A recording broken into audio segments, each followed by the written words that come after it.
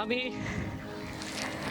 পদ্মার চরে দাঁড়িয়ে আছি। পদ্মা, প্রমত্তা পদ্মা, ওই পারে বাংলাদেশ। এখানে মহেশপুর হাটে, মুর্শিদাবাদ জেলা হাটের একটা গ্রাম এটা। এই গ্রাম এখান থেকে নদী অনেকটা দূরে ছিল। আমি স্থানীয় যারা আছেন ওনাদের সাথে কথা বলেছি। এই অংশগুলো নদীগর্ভে চলে গেছে। মূলত 2017 সালে এখানে একটা বেশ বড় নদী ভাঙন হয়েছিল এবং তখনই একটা মেজর সেটেলমেন্টের যে ধ্বংস অথবা নদী গর্ভে চলে যাওয়া সেটা ঘটেছিল। এবং এর পরবর্তী সময়ে নদীটা আসলে আরও পূর্ব দিকে সরে যায় এবং এখন এই মুহূর্তে ভাঙন নেই, কিন্তু যে পরিমাণ বালি সঞ্চিত হয়েছে নদীর বুকে এবং বিস্তৃত বেশ কয়েক মাইল জুড়ে, সেটা নদী যে মরে যাচ্ছে সেটা বলা যাবে না, কিন্তু এটা নদীর যে গঠনগত, যে কাঠামোগত, যে তার যে রূপ, যেটাকে আমরা মরফোলজিক্যাল কন্ডিশন বলি, সেটাতে যে একটা বেশ পরিবর্তনের একটা প্রেক্ষাপট রচিত হয়েছে, সেটা এই বালির যে ডিপোজিশন সেটা দেখলে পরেই বোঝা যায়। এবং এটা মানে ম্যাসিভ, এটা আসলে এটা একটা মরুভূমির মতো মনে হচ্ছে।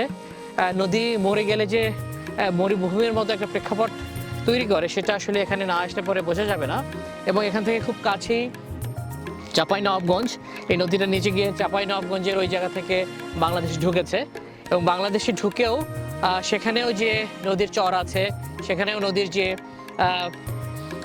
প্রবাহমান যে রূপটা আমরা দেখি, সেখানেও যে প্রচুর সেডিমেন্টেশন আছে, সেটা এত বড় না হলেও সেখানেও সেটা আছে। ফলে এই যে নদীর যে রূপ, প্রশ্ন হলো যে এটা কিভাবে এখানে এভাবে তৈরি হলো, এত যে বালি এবং পানি নাই, যেটা বর্ষার সময় প্রমত্তা হয়ে যায়। সেটা বুঝতে গেলে পরে, যেটা বারে বারেই আমি বলার চেষ্টা করছি, আমাদের সিজনসগুলোকে বুঝতে হবে এবং সেই সিজনে আমরা যে পানিটা পাই, সেই পানি তার একটা রূপ দেয়।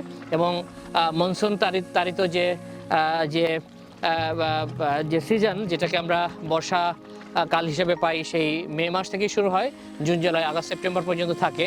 এই 4 মাসে যে বিপুল পরিমাণ বৃষ্টিপাত এই আপার শেডে, এই ওয়াটার শেডে গেঞ্জেসের হয় উপরের দিকে, সেই পানিটা আসলে সেই নদীটাকে প্রমত্ত রাখে। এবং সেই প্রমত্তা নদীর জলের উৎসটা যখন সেই মৌসুমি বায়ু প্রবাহের ফলে যে ঋতুটা থাকে, সেটা যখন শেষ হয়ে যায়, তখন তার যে পরিধারণ করার যে ক্ষমতা অথবা পানির যে পরিমাণ পানি দরকার পলিটাকে নিচের দিকে নিয়ে যাওয়ার ক্ষেত্রে, সেইটা আর থাকে না। ফলে তার সাথে যে পলিটা নিচে নেমে আসে, সেই পলিটা কিন্তু আসলে জমে যায় এবং আমরা নদী গর্ভগুলোকে এভাবে ভরাট হতে দেখি।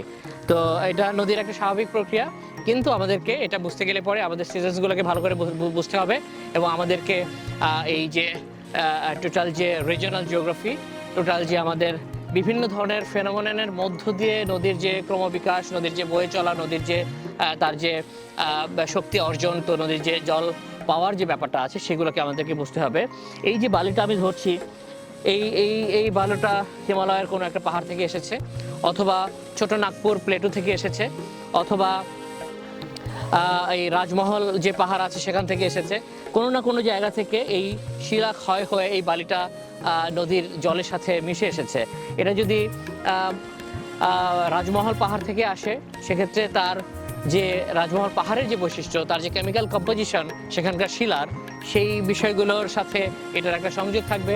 যদি হিমালয় থেকে আসে, সেক্ষেত্রে তার যে শিলার যে রূপ, সেটার সাথে তার একটা সংযোগ থাকবে। তো এই যে রাজমহল পাহাড়, এই যে হিমালয়, এই যে মধ্য ভারতের উঁচুভূমি, এই যে ডেকান প্লেটু, যেটাকে আমরা এই ভারতের যে ছোট নাগপুর যে প্লেটুর জায়গা থেকে আমরা যে রিভার, ছোট ছোট নদীগুলো আমরা পাই, যেটা মূলত গঙ্গাকে উত্তর দিকে বয়ে গঙ্গাকে পানি এবং সেডিমেন্ট সাপ্লাই করেছে। আবার বেশ কিছু নদী ছোট নাগপুর থেকে সরাসরি নেমে এসে এই পশ্চিমবঙ্গে পানি সাপ্লাই করেছে। তো এই বৃহত্তর ভূ প্রকৃতির সাথে আমার এই গঙ্গাকে যুক্ত করে দেখতে হবে। আমি যেখানে দাঁড়িয়ে এই বালিটা হাতে নিয়েছি, এই বালুর সাথে যে সেই ছোট নাগপুর প্লেটু, সেই হিমালয়, সেই যে বিশাল প্রক্রিয়াগুলো এবং সেই মানে সেই মিলিয়ন্স অফ বছর ধরে বয়ে চলা যে জিওফিজিক্যাল যে প্রসেস, সেই বিষয়গুলোকে মিলে আমাদেরকে দেখতে হবে।